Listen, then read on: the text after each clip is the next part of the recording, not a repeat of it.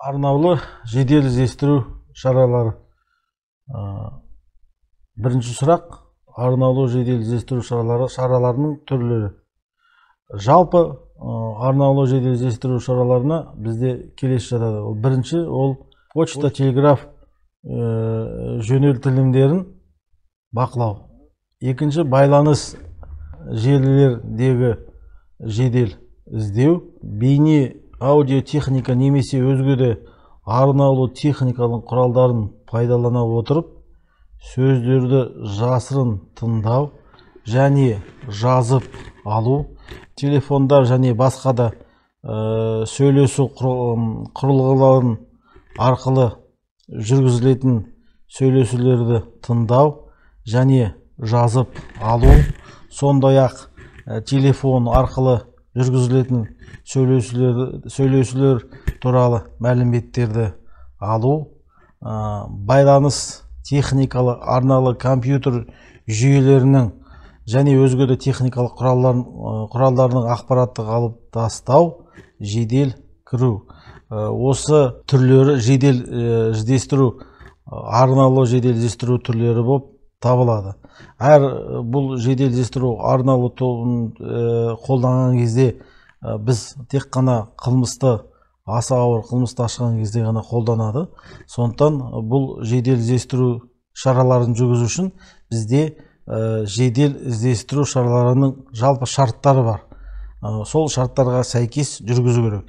Ең біріншіден, бұл жедел іздестіру шараларын қолданған кезде азаматтың жынысы, ұлты, тұрғылықты жері, әлеуметтік, лауазымдық және мүліктік жағдайы, қандай-ақ қоғамдық бірлестіктерге жататындағы дінге қатынасы, саяси сенімі, заңмен өзгеше де белгіленбес Қазақстан Республикасының аумағында олар қатысты жедел іздестіру шараларын жүргізуге кедергі болмайды. Екіншіден, жалпы және арнаулы жедел іздестіру іс-шараларының жедел іздестіру қызметін жүзеге асырушы барлық органдар өздеріне жүктелген міндеттерге сәйкес жүргізеді. Жедел іздестіру қызметін жүзеге асырушы органдар Қазақстан Республикасының Ішкі істер министрлігінің қылмыстық атқару жүйесінің мекемелерінде жедел іздестіру іс-шараларының қылмыстық атқару жүйесінің уәкілеттігінің органымен немесе оның аумақтық бөлімшелерімен өзара іс-қимыл жасаса отырып жүргізуге құқылы. Қазақстан Республикасының мемлекеттік күзет қызметінің жедел қамтамасыз ету объектілеріне және күзет іс-шараларының жүргізу аймағында жедел іздестіру іс-шаралары Қазақстан Республикасының мемлекеттік күзет қызметінің келісу бойынша жүзеге асырылады. Жедел іздестіру шараларының жүргізуге құқық бар қызметтердің, бөлімшелерінің және қызметкерлерінің санаттарының тізбесін жедел іздестіру қызметі жүргізуші органдарының басшылары белгілейді. Арнаулы жедел іздестіру шараларын жүргізген кезде, егер тексерілетін адам үшін тұлғаның телефоны немесе өзге де сөйлесу құрылғысын пайдаланды деген мәліметтер болса, немесе үшінші тұлға телефонның және басқа да сөйлесу құрылғыларын пайдаланып тексерілетін адам үшін не тексерілетін адам басқа да адамдарға беру үшін ақпараттық алады деген мәліметтер болса, тексерілетін адамға не үшінші тұлғаға қатысты Қазақстан Республикасының қылмыстық процестік кодексінің 232 бабының 4 бөліміндегі көрсетілген қылмыстарды анықтау, оларды алдын алу және жолын кесу және ақпараттық мазмұны материалдық жеткізгішті тіркеу мақсатында жедел іздестіру арнаулы қолданады. Тергеудің, анықтаудың, сотқа жасырын жүрген және Қазақстан Республикасының қылмыстық процестің 232 бабына 4 бөлігінде көрсетілген қылмыстарды жасағаны үшін қылмыстық жауаптылықтан жалтарып жүрген, сондай-ақ хабарсыз кеткен адамдарды іздестіру жөніндегі шараларды жүзеге асыру үшін прокурордың санкциясымен ғана жүргізіледі. Қазақстан Республикасының қылмыстық процестік кодексінің 232 бабының 4 бөлігіндегі көзделген қылмыстарды, сондай-ақ қылмыс топ дайындайтын және жасайтын қылмыстарды анықтау, оларды алдын алу және жолын кесу мақсатында тексерілетін адамдарға қатысты арнаулы жедел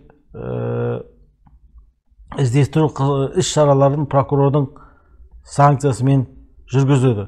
Осындай іс-шараларды жүргізу санкцияны жедел іздестіру қызметінің жүзеге асыратын органдардың қаулысы бойынша Қазақстан Республикасының бас прокуроры, оның бірінші орынбасары не орынбасарлары, бас әскери прокурор, облыстардың прокурорлары мен оларға теңестірілген прокурор береді. Жедел іздестіру қызметінің жедел іздестіру қызметі туралы заңның 6 бабына тізбелген барлық органдар міндетті түрде жедел іздестіру қызметінің 6 бабына тізбелген барлық органдар міндетті түрде шешу мүддесіне байланысты желісін пайдалануға байланысты арнаулы жедел іздестіру іс-шараларының техникалық жағынан Қазақстан Республикасының ұлттық қауіпсіздік органдары жүзеге асырады. Бұл үшін оларға қажетті күштер мен қаражаттар бөлінеді.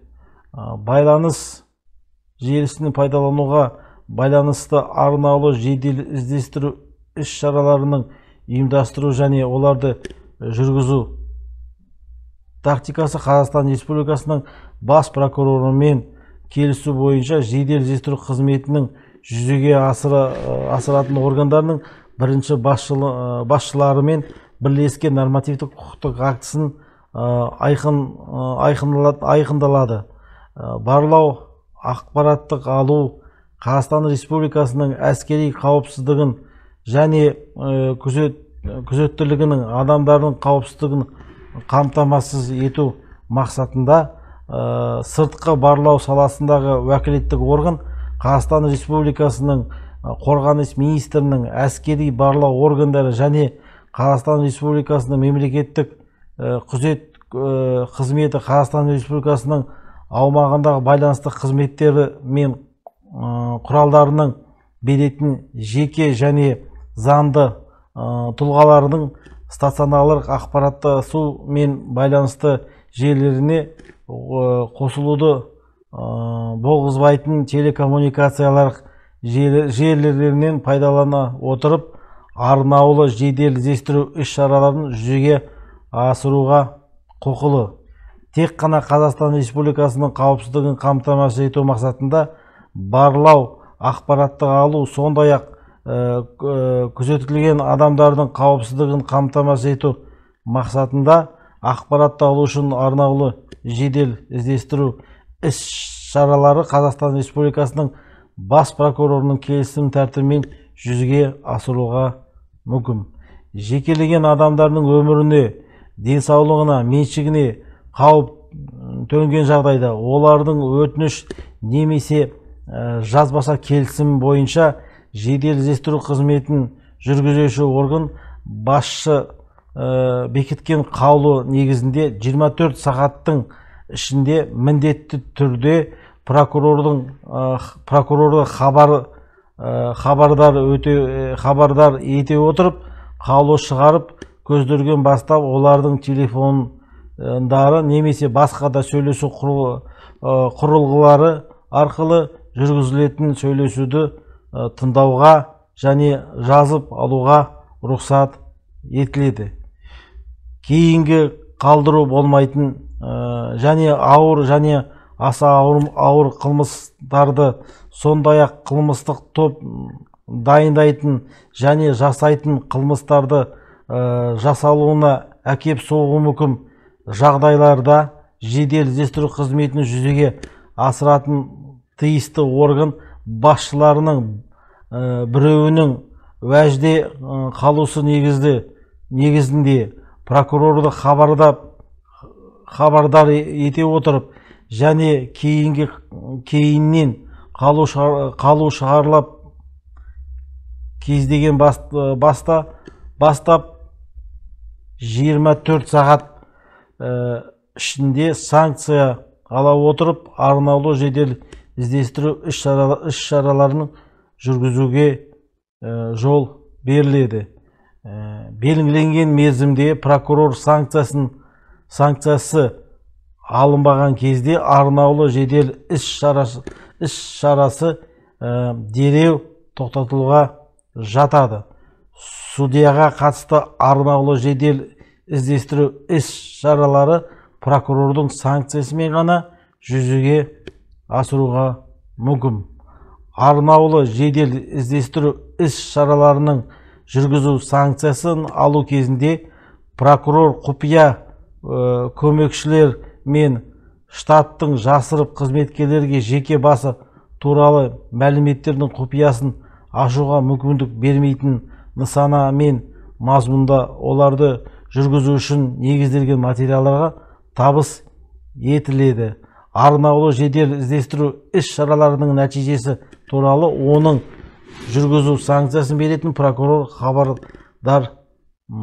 Жасырын жедел іздестіру шараларының ұйымдастыру және оларды жүргізу тактикасы мемлекеттік құпия туралы Қазақстан Республикасының заңы негізінде Қазақстан Республикасының үкіметі бекіткен құпияларды туралы Қазақстан Республикасының заңы негізінде Қазақстан Республикасының үкіметі бекіткен құпияландыру жататын мағлұматтарға тізбесіне сәйкес қызметтік, әскери және мемлекеттік құпия құрауы мүмкін.